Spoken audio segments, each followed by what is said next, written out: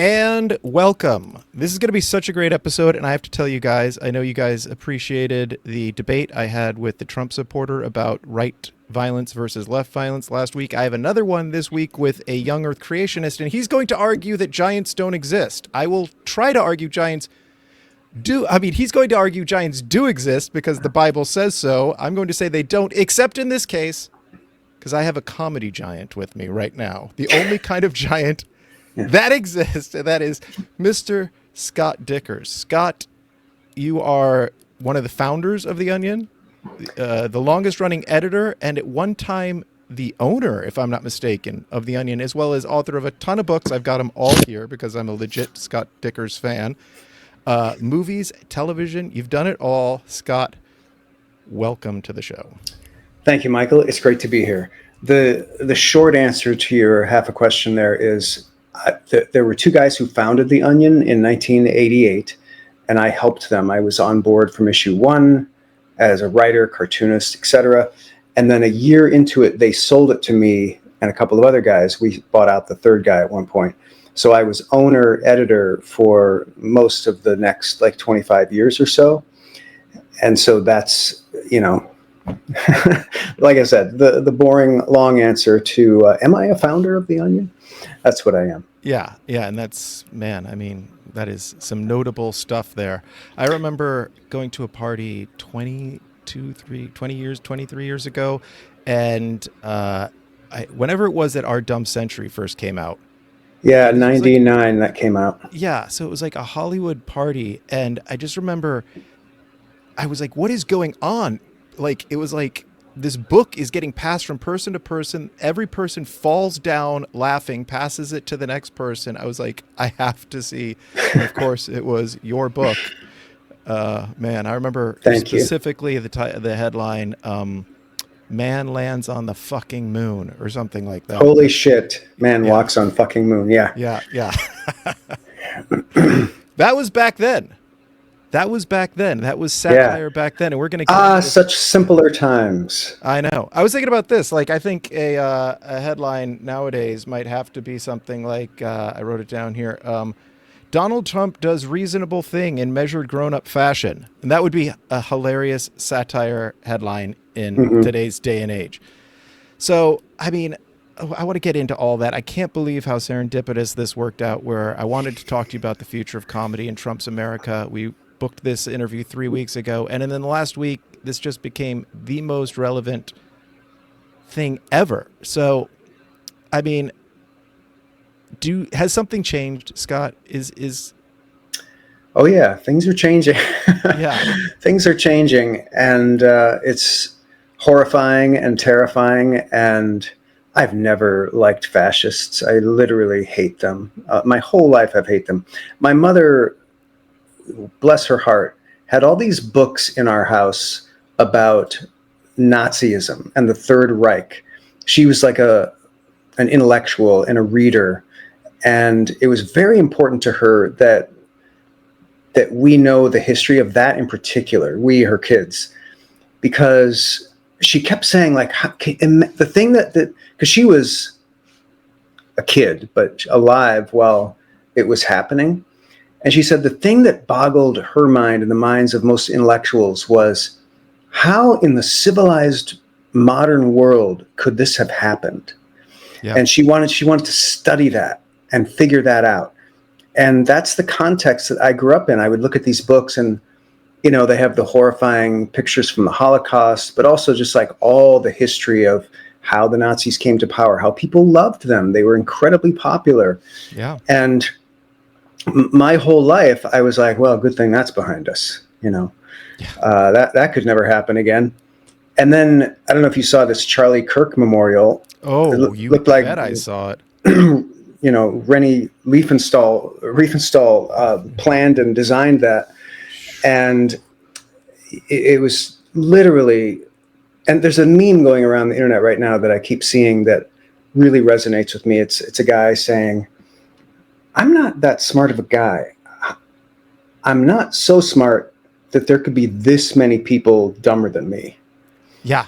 And I keep hearing that, and I keep thinking, yeah, like, how are people this dumb that they don't see this, that this is exciting, this is fun to them. Fascism is great. It's like energizing and cool, and it makes you feel like you're one of the gang. And yeah, we're rounding up the others and we're taking them to the gulag, but that's not going to be us. We're on the side that isn't going to get rounded up, so it's great. Yeah. So I'm sitting here thinking, are people that stupid, or are they that mean? And I've come down for a long time on both. I feel like there are a lot of people who are stupid and mean, and a lot of them are in charge right now, and they know how to gin up excitement among all the people like them. So the rest of us sit back and watch in horror,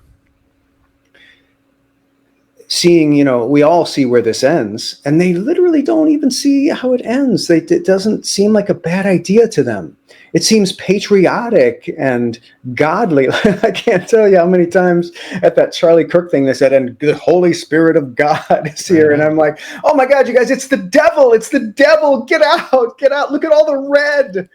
And I know the red was crazy. South Park has it great where, Trump is literally like having sex with the devil. They get it. Yeah, well, things have changed. Things are absolutely off the reservation, and I hate every second of it. Me too. And it just makes me want to eject myself from the human race. Like, I'm out. Okay, I don't. If we're falling for this again, like, it's mystifying. It's just mystifying to me. Watching Stephen Miller's speech last night, I thought to myself, either this guy is confused and he's never seen a Nazi speech, or he has only ever watched Nazi speeches. Like, reality writes like the craziest satire. Like, if you were to come up with a supervillain, would you make one look? He looks like Dr. Evil. I know. He looks like Dr. Evil and a Nazi mix. And for that satirical twist, he's Jewish. He's a bad Jew. Yeah. And I think he only has watched Hitler speeches, and he only watches them in the original German. My favorite nickname for him is Pee Wee German. I learned that from Andy Borowitz.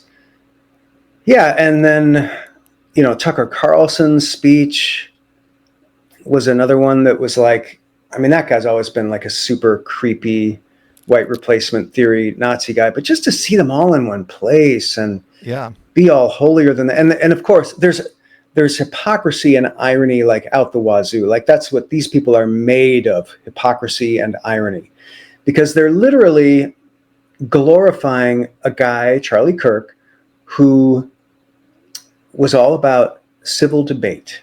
He showed up at colleges. Yes, he was owning the libs and posting that on social media, but he did debates with other prominent leftists online. He did not. He was all about, let's talk this through, which is exactly what we need to be doing. So what is the lesson that all these troglodytes learned from that? Go after the leftist scum with violence. Like that. No, that and at this hate rally in support of him, in celebration of his martyrdom, that's all they're saying is like, we're going to fight. We're going to rise up. They're so angry. I don't understand where the anger comes from. Do you? Like, what is that? What are they angry about? They have everything they want. They have the Supreme Court they want. They got women struck down so they can't control their own lives anymore. The immigrants are getting hauled away to concentration camps.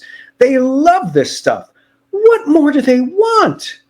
What are they angry about? Who's their enemy? Like, it's they. No, I One get guy it. shot Charlie Kirk, and he said, and they all say they killed Charlie Kirk. Yeah, and that's the only thing my mind goes to too. Is like, oh, it's a trans person, it's a trans man and a trans woman that they have in their mind, and that's who they hate, and that's where all their anger is directed toward. And if they can just obliterate that person in a death camp, they're going to feel fine. They're going to feel great. And again, they're so stupid. They don't realize that that doesn't solve their problem, whatever their problem is. They're still going to be angry, and they're going to have to find something else, and they're ultimately they're going to eat themselves. This is obviously always happens. Any of us who know anything about history. And again, we're back to how stupid can they be that, well, it's never going to come after me. I'll sit back and watch while they round up the other people. And, I'm not going to say anything. And the God with us thing is literally on the belt buckle of every SS officer. It said, Gott mit uns, God with us. When the people that hold all the levers of power start saying they have God on their side, it's time to run for your life. History has taught us that every single time. Absolutely. And so, the people who that are really on the side of God, if you believe in a God, the idea of being kind to others, furthering the cause of peace and humanity, they're never the ones saying God is on our side. Literally never. They're just doing the good work. Yeah. And they're often atheists. Yeah. And they're also saying God is on your side, to the poor, to the trans, to the gay. God loves you. They're empowering you. The least of the... They're saying God loves us. God loves us. And he hates those other people. He hates you. And he wants to crush them.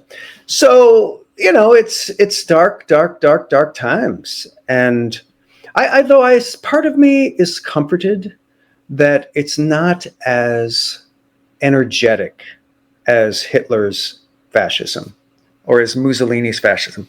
It's sort of like lazy Hitler. That's what Trump is. Yeah.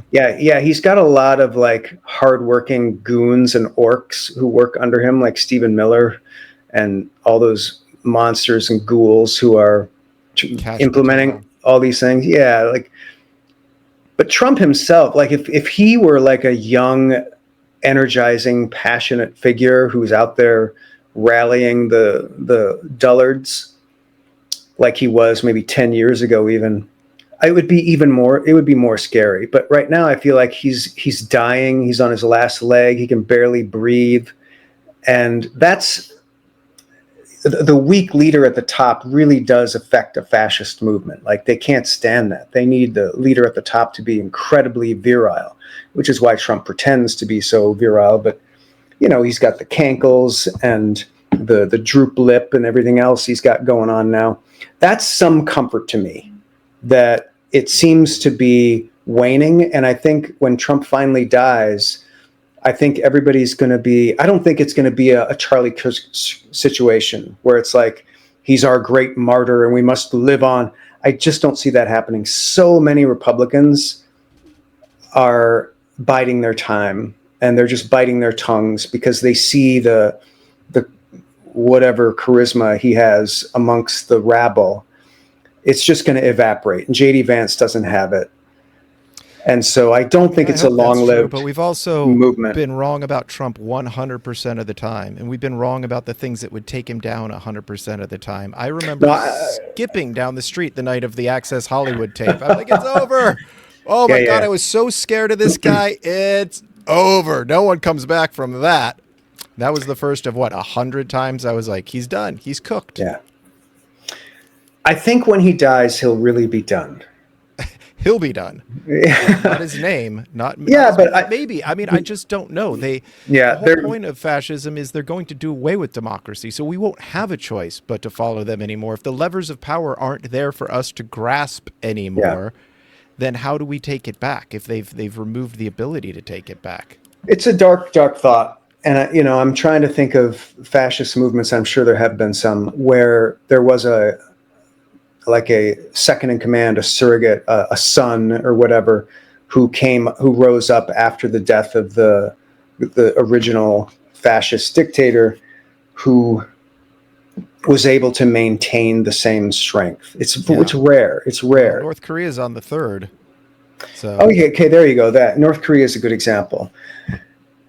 And I believe the bloodline is actually somehow divine, and that's why it's been passed from. I think people believe that here. I think that's something very inherent in human beings. We want kings. We love kings, and we believe in royal blood. That's why we're so fascinated by the royals. That's why we keep electing Bushes and Clintons, or wanting to.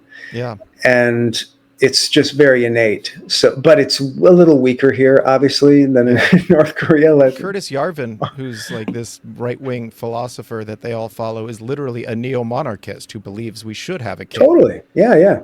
I'll tell you this much, though. When it comes to the Trump family, he's got two Fredos that are going to get passed over, Don Jr. and Eric. No way they'll go for him. But Barron, that guy's got the look of he looks like the spawn of the devil, and he kind of is. So, no, he totally is. I mean, that's so. Yeah, I worry about him, and we'll see how that goes. But Trump's support is right on the cusp. He's always got that like 39% or whatever, just enough to win a national election once in a while. And I got to believe there's going to, after he goes away and the movement fizzles, there's definitely going to be a come to Jesus moment where people are going to be like, yeah, that actually sucked. Like, we didn't get anything that we wanted. And sending away all the brown people didn't make us feel better like we thought it would. Putting all the trans people in jail didn't somehow make our lives better. We're still struggling out here in rural Alabama. We'll see. We'll see. Yeah, that kind of gets me to the enablers, and something I think you know a lot about, which is that he's being enabled by the oligarchs, by the corporations, and by Elon Musk in specific, somebody you have skewered specifically. And we're in this situation quite literally because billionaires actually want to become trillionaires. Having hundreds of billions of dollars wasn't good enough. And Trump is giving them a venue by which they can get to trillionaire, and they're all jumping in. Elon Musk being like the number one of them. But I mean, Zuckerberg, you name it, all of them seem all on board to do this. Which brings me to two questions. First one is actually sort of off a side thing. You once said, I was watching some interviews with you the last few days, that Elon Musk was poaching writers from The Onion, and you weren't sure what exactly for. Now, that was years ago. I was like, do we have an update on that? What was he doing? Yeah, that was a whole thing where he poached a bunch of current staff of The Onion and former staff, most of whom were pretty disgruntled, and they started a comedy thing. I don't know what you call it. It wasn't really a publication. It was like a website. It was an experiment, and it was called Thud. And he owned it, and he funded it, and unfortunately also controlled it. And he put a lot of really smart, funny people in there, and they made some really cool kind of, I don't know, genre-busting comedy that was like really weird and different. And then very capriciously, he decided, I don't want to do this anymore, and just pulled funding, made them buy it back from him, and it completely fell apart. So it didn't last. Like, it barely launched, and then it went away. Yeah, he's clearly one of the least funny people ever. I mean, I want to, because I also saw an interview where you said that The Onion dealt with a lot of lawsuits at one point. So you've been taken on by these people, and I'm curious about that. But just because we mentioned Elon Musk, I want to dive into an old trope. Conservatives aren't funny. That's been said 1,000 times before. In fact, I think it's been studied by some sociologists or psychologists or something like that, how the conservative brain is different than the progressive brain. I find that to be true. I mean, what was it? Ben Shapiro had a film company that tried to do some conservative comedy. Talk about Thud. Thud. There's the there was a famous show that they tried to do on Fox News. I think it was called the Half Hour News Hour. And it was Rush Limbaugh was involved, and Ann Coulter was involved. Like, it was just like sad. And it's similar to what you get from like these right-wing comedians like Rob Schneider and some of these guys. They're out there like making fun of the least of us. So they're mocking they're kicking people while they're down. And to them, that's funny. So maybe like if you're performing with a bunch of Klan members at a Klan rally, or you've got a right-wing audience, you're probably getting some laughs. But the wider populace, like the vast majority of the comedy audience, is progressive. They like to see the least among us lifted up, and they like to see comedians punch up and bring down authority figures and established institutions and stuff. So my feeling is the best conservative comedians keep their politics to themselves, and they just do generic, like silly humor. Like Adam Sandler is a conservative. He doesn't do political humor at all. Nope. Tim Allen is a conservative. He's never done political comedy. You know, he's making caveman grunting sounds. So that's how they do it. The sort of like blue collar comedy tour guys, they're doing cultural stuff. It's not political really at all. So the only way you can really get away with doing political comedy is by being on the left. Now, they try on that Greg Gutfeld show. Yeah. But, you know, that's just artificially propped up by Fox Money, and there's no real audience there. It's just like 10 or 12 sycophants, like you can tell from listening. It's a very sad show, because nobody wants to laugh at people who are on hard times, or like people who are marginalized being ridiculed and mocked. It's a very ugly feeling, and that's what they got. That's their humor. So yeah, I don't think conservatives are. I think they can be funny, but I don't think they can be funny politically. Interesting. I mean, I've seen some studies where the political, like, because of the fact that the conservative mind, and this has been studied, is a mind of fear. Like, they'll take faces where they blur out the expressions on the face, and they show them to progressives and they show them to conservatives. And the conservatives, more often than not, see the face, it says threatening.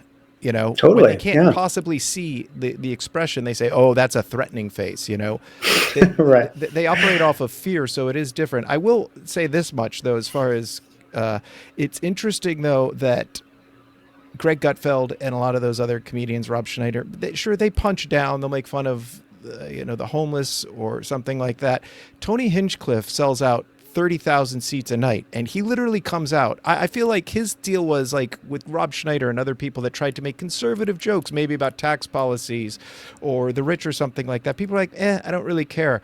Tony Hinchcliffe tapped into conservative, or into the MAGA movement. It was like, how about if I just come out and straight up make fun of black people? How about if I just do Asians can't drive jokes and black people are thieves jokes? Because I saw him not long ago at the Comedy Store. I just happened to be hanging out, and he got up on stage. And I was like, how dare you call bad jokes from the 70s and the 80s edgy? Like, it's just, you're going back to the lowest common denominator, but he's selling out 30,000 seats a night. Well, we live in this niche down world where even if you're totally an unfunny hack who's cruel, you can have a niche audience and you can have a big following, especially if you're anointed by Joe Rogan and you have your own show. You know, I don't know if you saw that Elephant Graveyard piece on him, but it was just a vicious takedown. Yeah. And, you know, so everybody has that if they want it, if they build it. And it doesn't mean that the wider audience is going to accept them. Like, yeah, I agree. I just think he's one of the worst people, let alone worst comedians. Oh, I thought of another one. David Zucker, like, literally produced the funniest movie of all time, Airplane. Yeah. Rabid right-winger. So he doesn't do politics. So, you know, what are you going to do? I feel like in the way we've fractionalized media, and we're going to see how all this changes, because right now the fascists are going after the mainstream media, and they're trying to silence the shows that they don't like on the mainstream media. Eventually they're going to get their tentacles out to social media, and they're going to try to amp up the algorithms to tamp down on, you know, left-wing voices, progressive voices. Yeah, probably already is happening, because that always feels to me like, well, we're free here. You know, we say whatever we want on our little platforms. Well, not for long. You know, there's only a few like major platforms. But then what will happen is that other platforms like Blue Sky or whatever, you know, something like YouTube that doesn't restrict, or TikTok that doesn't have such a strong algorithm. Very much is going to go right wing. They're selling it No, that's what I'm saying. Yeah. After they do, something like it is going to come up that people are going to, like Lemon 8 or something. Who knows what it's going to be? But we'll see what happens. But for now, yeah, anybody who's anybody can build an audience and have a fan base and do their thing, and you can't fault them. You know, I would hope that the people who like Tony and his work just don't understand that there's better comedy out there, and they just haven't discovered it yet. That's my hope. But also, they just love when people go out there and are just cruel and mean, because to them that's funny, And there's a segment of people who are going to appreciate that. Yeah. Well, that gets me to kind of 2 points. Because comedy is a higher brain function. Yes. And when they go after the Department of Education and they go after education, they go after the universities. I mean, maybe it's not a coincidence that these people find the most base stuff funny. No, it's not at the all. more cerebral stuff funny at all. Right. And also, if we have to go to other platforms, that is that becomes the echo chamber. If all the liberals go to Blue Sky or somewhere like that, then you're just making the whole point behind comedy. And I'd like you to speak on this, is that George Carlin used to say, when you get somebody to laugh, they put the wall down for a second and you can get an idea in, you can get a thought in. It's literally when they let their defenses down is when you've got them laughing at something. Right. And if we don't have the opportunity to expose them to better ideas through humor, they're never, what other option do you have to get better ideas across to them? Yeah, I mean, that assumes that things are just going to keep polarizing, and I don't think they are. I think there are always those brave people who are bridge crossers, who are going to try to appeal to all audiences by being political or, not being totally apolitical anyway. So I think those people, like, that's still a thing that people crave. Everybody wants Bill Burr to be on their side. They want him to say, and they always want to quote George Carlin to support what they think. They want to claim them. And so there's a huge hunger for that wizened comedian who's going to be able to unite people. Like, we're literally looking to comedians now to unite us, because politics is so toxic with Trump. He's incapable of uniting. And when you have milquetoast leaders like Obama and Biden, that they do the uniting thing, there's no red, there's no blue, and all that's great, and that takes care of it, so the comedians don't have to do all this heavy lifting. But now it's kind of on the comedians. Yeah. And so people are going to be trying to be that person. I'm curious how you feel about the comedians that just don't want to go near the politics at all for the sake of, I was on a podcast with a guy and he said he wouldn't go near it because he has sponsors. And so he doesn't want to go near it because, for selfish reasons, because of his income. Some people don't want to alienate an audience, and maybe that's the same exact thing. But I feel like in the face of looking at the history of comedy, that they can only get up and do their porn jokes or their dick jokes or whatever filthy thing they want to say because Lenny Bruce went to jail for them and took it all the way to the Supreme Court for them. They are complacent in their apolitical comedy because political comedians bought them that right, went to jail for that right. And in this moment, I don't know, am I being selfish or stupid in that it turns me off when they say, I don't want to do politics? And I'm like, if you don't have an opinion on this, why should I care about the things you do have an opinion on? I can relate to that. And part of me feels that way as well. But the other part of me is like, well, let them do what they want to do. Like, some people, like Nate Bargatze, is great. And he's a clean comedian. He doesn't do politics. And God bless him. He's doing amazing. But also, God bless Jim Gaffigan for coming out a few years ago and saying, don't vote for Trump. He's a monster. Like, I really appreciated that, where he stepped outside of his comic persona and was a human being for a second, like an actual world citizen for a second. So, everybody has to pick their own battles and decide what fights they want to be in. So I don't want to put pressure on people. If they're in that position, they should do whatever they feel is right. I think it's a legitimate path to just be a totally clean, apolitical comedian. And who knows, maybe Nate Bargatze is an activist in his personal life. I somehow doubt it, but you mentioned Nate, and I love him so much, and that's such a good example. But I think about the engine behind the MAGA movement, which is Christian nationalism. Project 2025, all these guys are not just Christian nationalists, but I've actually started to hear the word Christian supremacist coming out of their mouths now. Pete Hegseth in particular is a Christian supremacist. So these comedians, we say apolitical. Clean is one thing, but apolitical is something else, because a lot of their jokes are about getting, whatever, pornographic material, which... Oh yeah, they're not working clean. They're not working clean at blue, all. but apolitical. So yeah. Right now they're not doing political because they're trying to stay off the radar.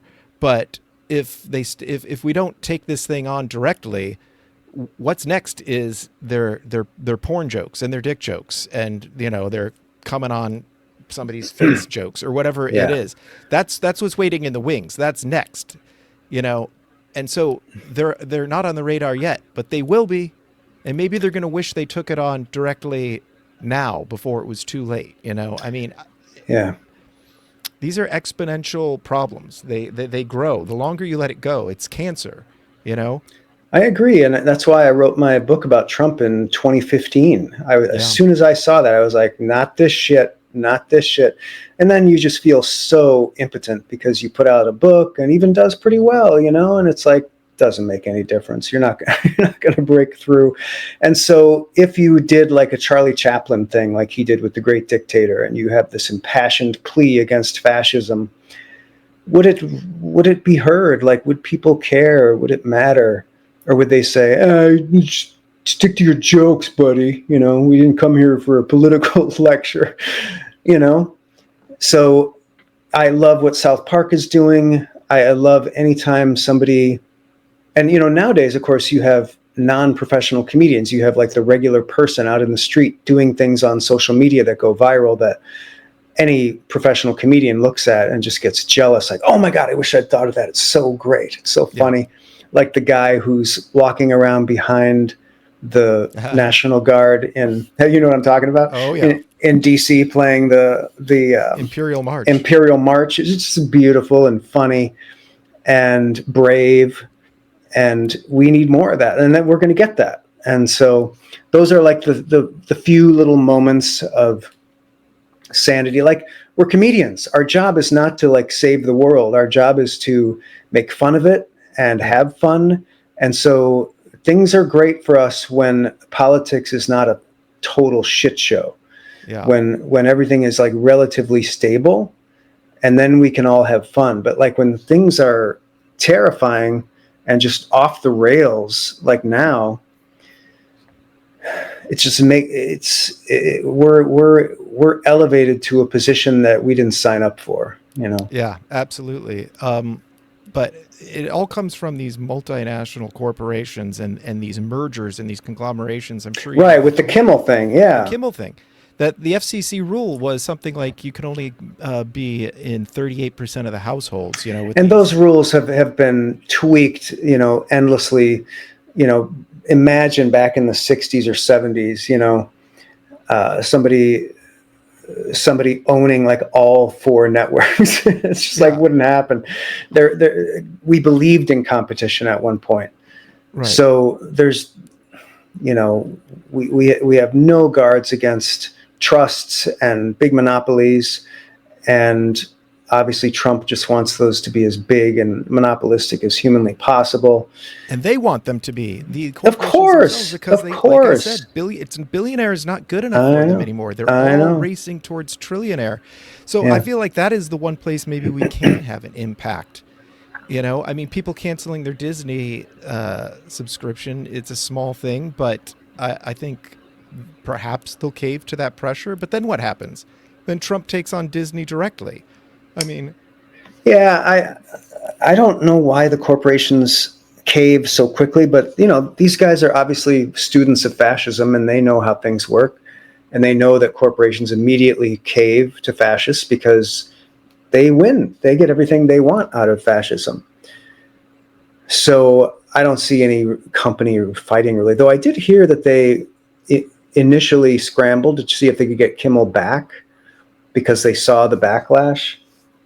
And I don't know about that. If I were Jimmy Kimmel, I'd be like, fuck these idiots. I'll go on YouTube. I'll make a fortune and wait until they come after me on YouTube, and then I'll go to the next thing. I'll go to StreamYard. He's going to be fine. He's going to they're be a fine, but private. are we going to be fine without his voice? Because he did reach across the aisle. People came home from Yeah, work, they were tired, they had a beer, and they turned on Jimmy Kimmel. And yeah, the monologue, even if you're a right winger, okay, more Trump jokes, whatever. But then he interviews the movie star about the big movie that you want to see, right. and if that goes away, I think we do lose a voice. I'm just so concerned, and I can't believe that comedy has suddenly become front and center in this fight for fascism. That seems Oh, to be what we're talking about. no, I knew it was coming. Like, first they come for the leftists, then they come for the trade unionists. You've read the poem. The Yes. comedians are right in there. You know, my partner is a trans person, so we've been arguing like, who's he going to come for first, the trans people or the comedians? And he's kind of coming for them concurrently. So, you know, we got Fallon. You know, he'll make his milk toast jokes and talk to the celebrities on TV at night. Nobody's going to cancel him because he's chosen that path. You know, he's chosen the apolitical path. And I find it sickening. Like, I really don't enjoy that type of humor. I want somebody to have a side. I want somebody to pick one. And I really like Jimmy Kimmel's side. And I'll Yeah. happily watch him on YouTube or wherever else he goes. Who watches network TV except old people? Like, I don't understand how that even is still on the air. Yeah, but that's, Jimmy, I used to say, like, he makes me feel like I'm not crazy, because for all the late nighters, Colbert certainly hates Trump, but Jimmy, you could feel his hatred for Trump and the fascists burning through the screen, and you're like, I'm not Right. crazy. I'm not crazy. This guy gets it. Like, even if the jokes weren't my favorite jokes ever or whatever, late night They were jokes, pretty whatever. good. They're They pretty were good pretty jokes. good, but late night jokes, whatever. It was that Right. fact that he made you feel like, Yeah. I'm not crazy. This dude gets it, and Yeah. he's And I liked his gone. humanity. I liked that he cried about the health insurance. Yeah, You know, we need empathy. We don't have any in our politics. Again, when these things go away from politics, comedians have to step in. So now we have to be the uniters. We have to be the ones with empathy. Like, I prefer when leaders do that, so I can just focus on the jokes. yeah. But this is where we're at. I mean, I just had a thought, like when they shut down all the avenues to get the message out, are we going to end up back at the early days of The Onion, publishing a satirical newspaper in a back room college dorm and handing it out in person on the streets? I mean, is that what we're going to be down to? Because I do believe, and with TikTok, I'm completely over it. The Rupert Murdoch's son is apparently going to be one of the investors in it. Trump would not make a deal with TikTok unless they agreed to shut down speech. And every Yeah. liberal or progressive content creator on TikTok is complaining, hey, my videos are all getting taken down. And I didn't say anything. Like, you're not Yeah. supposed to talk about guns or violence, or I didn't say anything like that, And even just on Threads and on Meta, I'm seeing that, like, they'll let you say political stuff, but they seem like, to me, and this is just my own suspicion, that they're tamping down on the anti-corporation, anti-billionaire, anti-Meta, anti-Zuckerberg content. Suddenly that gets downplayed. They don't take the thread down, but I go from 500 to 28,000 likes on my anti-Trump threads on Thread, but my anti-Zuckerberg one has 2 likes. I thought it was a pretty Yeah. good point. Well, I think they're looking at China really closely to see how can you keep a really tight clamp on social media to really control speech, and imagine that. Imagine that we live in an America where that's kind of the main thrust of our political leadership, and people are okay with that. Like, these free speech warriors, these absolutists, where did they all go? Where? On the right. That was their whole thing. Free speech, remember? Of I don't course, understand of course. it. I'm voting for Trump because I'm voting for free speech. And by the way, Right. comedy's back. They said when Trump We can be funny again. we could be funny again, and then one comedian off the air, another comedian off the air, another Right. comedian I canceled. guess we Wait, can't I be thought comedy funny. was back. Oh, your comedy's back. So, And that's I the mean, other thing that always bothers me about Trump supporters is they don't seem to understand that he betrays everyone. yeah, He's not a loyal person. He will stab you in the back first chance he gets. So They're, Yeah, you know, you said that's Trump. another reason why I don't think he's going to survive after he dies, because he will have betrayed everyone, and so he's not going to be immortalized.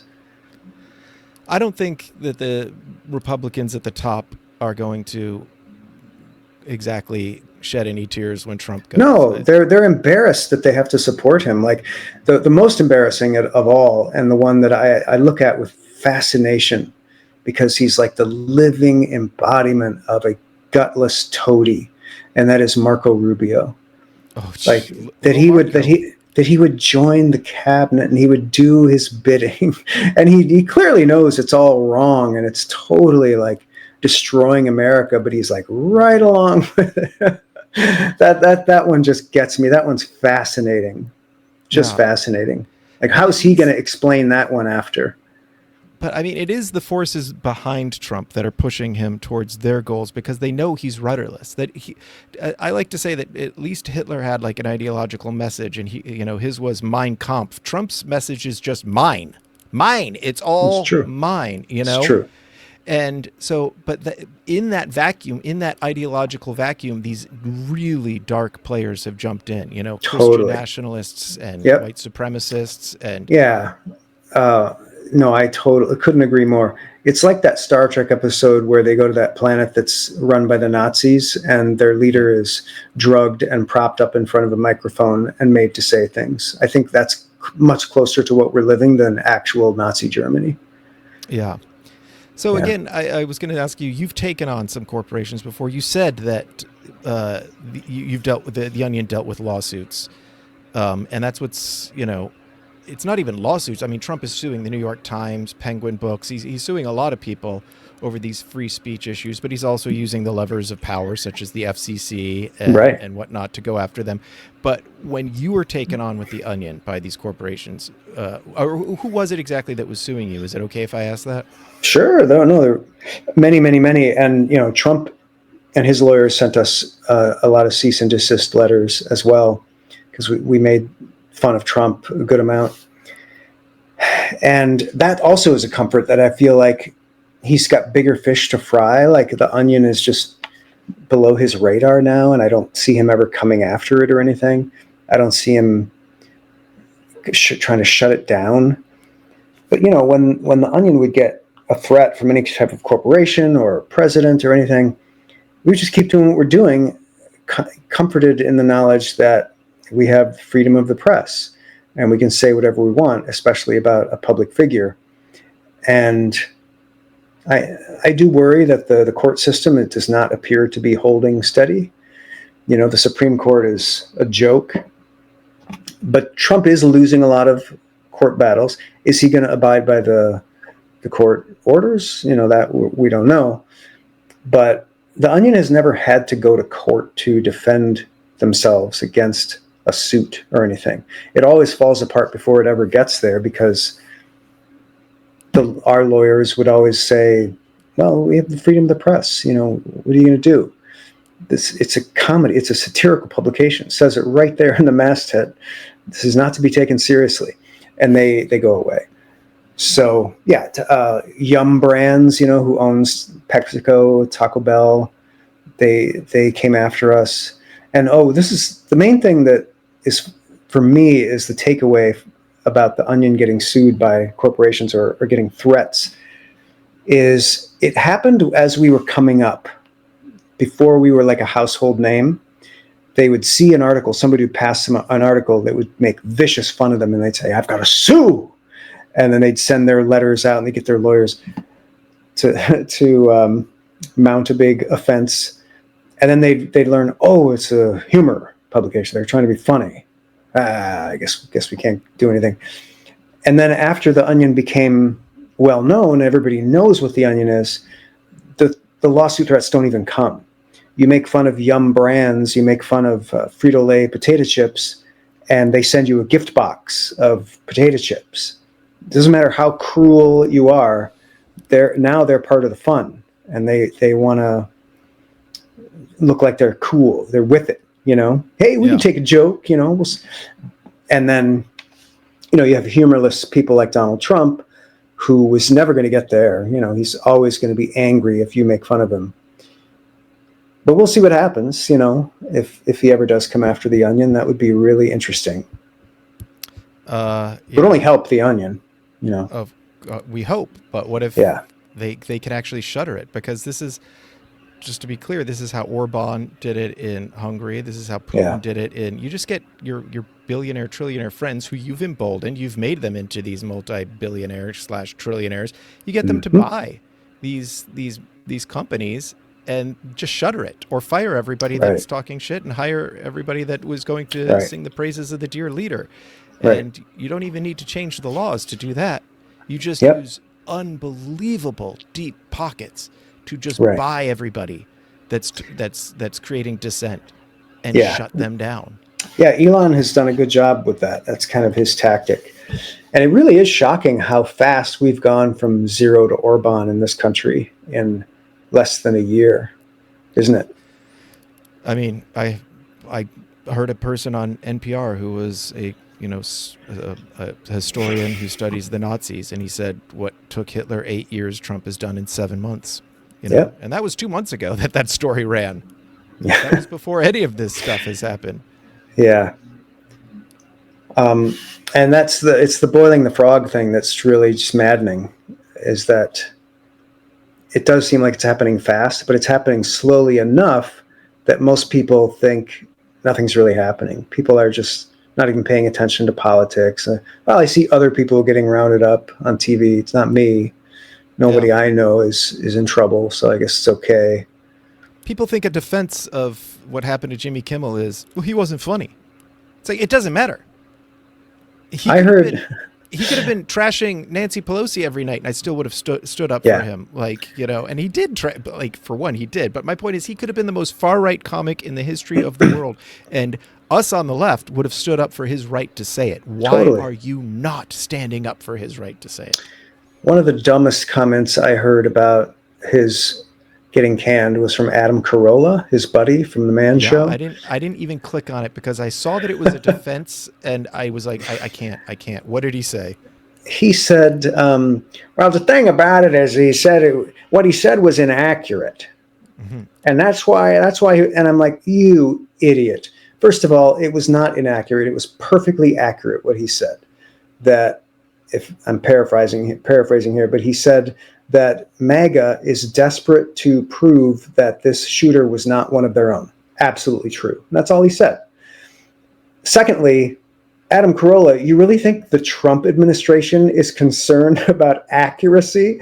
And if they see anything accurate on our airwaves, they will pull it. You idiot! Like, who says that? Yeah. And I don't know if he's nervous or doesn't know what to say because Jimmy Kimmel's his buddy or what. But he's one of these, pseudo right-wing meatheads who, anytime he spouts a political opinion, it's like, yeesh, keep your mouth shut. Stick to the boob jokes. Yeah, because he is funny. He can be very funny. Conservative buddy, Adam Carolla. Totally. Sharp wit. Very sharp wit on that one. Let him do his boob jokes. I'm all for it. But anyway, so that's what we got going on. Yeah, that is what we got going on. I'm going to ask you for something, and it might be impossible. Can you offer some hope? Can you offer a way, a ray of hope in this moment? Do you see a way that we're going to get through this moment and to a better America? I am a deep optimist, so you're asking the right guy. Excellent. And throughout this conversation, I have tried to say things like, well, I think he's a lazy Hitler. I think he's drugged, propped up Star Trek Hitler. And I think he's going to be dead soon. That was an article that we wrote in The Onion. It was, I forget it was way too long of a headline, but it was something about, don't worry, I'll be dead in about 15 to 20 years by Donald Trump. Yeah. And so I've said that. I've said, he's going to die soon, and we won't have to worry about his sons taking over and having this much passion and power of personality around their fascist movement. And you've sort of knocked down each one of those in turn, saying, yeah, but. Sorry. So I guess I would come back to those things and say, I'll give you the Jeff Goldblum defense from Jurassic Park, which is comedy finds a way. Whatever is happening, we're going to have that guy on social media doing the Imperial March behind the guards, and we are going to get some comedy. And then in time, this fascism in America will pass, and who knows, maybe the blue states will all secede, and we'll take the universities, we'll take the economies, and we'll take the media, and they can have everything else. They can have everything in Alabama and Oklahoma and Mississippi, and they can have their fascist government and their fascist leader. We won't care. It won't be our country. I don't see that happening, though I wouldn't mind it, frankly. But I do feel terrible for our gay brothers and sisters, our trans brothers and sisters, and whatnot that would be left behind in Alabama that might not have the way of getting out, or maybe would be born in Alabama under the United States of Trump or something like that. Yeah, well, we need to have our Underground Railroad getting those people out, So I wish this was working and you were making me optimistic. Like, oh, we'll just have fascist country next door and we'll have an underground railroad. Man, dark, Scott. Yeah. So, but again, you're elevating me. I'm just a comedy writer, and you're elevating me to the position now of pastor, where I'm here to uplift and make everybody feel better about what's happening. You are a comedy writer who has written so many books that I have all of. Right. Thank you.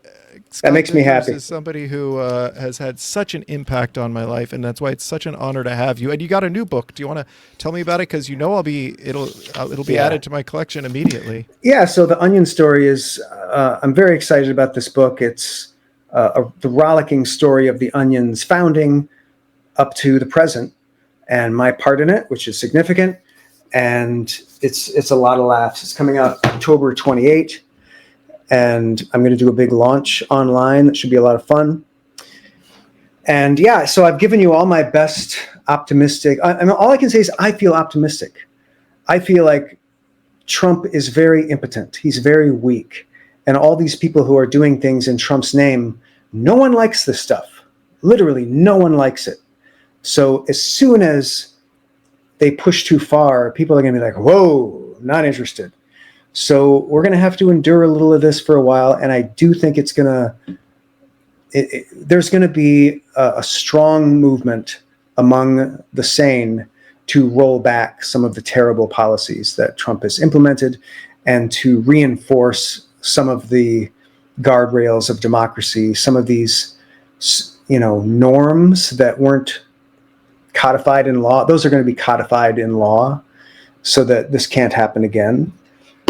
And that's my 2 cents on it. So in the meantime, pre-order The Onion Story because it's a great book. It's a fun read. You can get the audiobook, which I just finished, and that'll be available on all the platforms soon. And come to my online launch. I'm going to be giving away a lot of really cool stuff as part of the launch. A lot of really secret Onion adjacent projects that nobody's ever heard.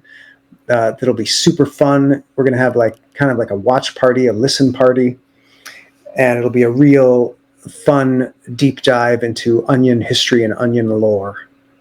I can't wait. I can't wait. I'll be there. I'm excited for that. Thank you, Michael. I'm excited. I'm excited for you, and I can't thank you enough for coming on the show, Scott. An absolute My honor. pleasure. I will continue to buy all your books and follow you in all your capacities. Where specifically would you like people to follow you? I know we have your website. Do you have a social media site that you post on a lot? Well, the place that I am every day is Substack. I post literally every single day an article on comedy and succeeding creatively. And so that's, if you just Google Scott Dikkers on Substack, you'll find that. We have a lot of fun there. I'm big on encouraging other people to do comedy and to write and be creative. And so there's a wonderful community of people there who keep each other accountable. And we show up and meet and talk through our goals. And it's a super positive place. It's a Trump-free zone. Oh, Sounds like heaven. I will tell you that people ask me from time to time if I have a little advice for them. I always recommend your books. And I did watch a guy Oh, go thank from you. absolutely terrible to moderately tolerable after reading your books.